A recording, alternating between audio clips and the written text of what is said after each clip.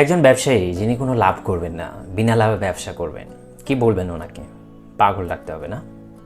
এমন একজন পাগল মোহাম্মদ শাহ আলম ভাই, যিনি হচ্ছেন চাঁদপুরের ফরিদগঞ্জের ক্ষুদ্র ব্যবসায়ী, যিনি হচ্ছেন এবার রমজানকে উপলক্ষে, রমজানকে কেন্দ্র করে তিনি যে ব্যবসা করবেন, ভোগ্যপণ্যের যে ব্যবসা, তিনি সেখানে কোনো ধরনের লাভ করবেন না।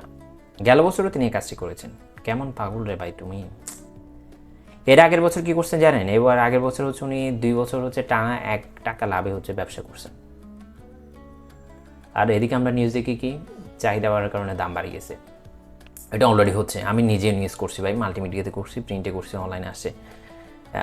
সব মিডিয়াতে মোটামুটি নিউজ হচ্ছে। গতকালও হচ্ছে চট্টগ্রামের খাতুনগঞ্জে ব্যবসায়ী ভোক্তা সংরক্ষণ অধিদপ্তর তাদের অভিযান পরিচালনা করেছে। প্রায় 1 লক্ষ টাকা তারা জরিমানা করেছে বিভিন্ন কারণে। আজকেও তারা এই নিউ মার্কেট এলাকায় হচ্ছে তারা অভিযান পরিচালনা করছে। তা আমরা যেটা দেখি সেটা হচ্ছে কি, রমজান আসলে হচ্ছে ভোগ্যপণ্যের দাম বেড়ে যায়। চিনি, আদা, রসুন, মরিচ, ছোলা, পেঁয়াজ সব কিছুর দাম বেড়ে যায়।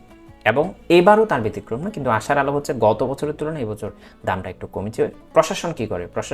অভিযান পরিচালনা করে অতিমাত্রায় বেড়ে যাওয়ার যে সম্ভাবনা থাকে সেখানে তারা লাগাম টানার চেষ্টা করে। শাহ আলম ভাইয়েরা এখনও বেঁচে আছেন।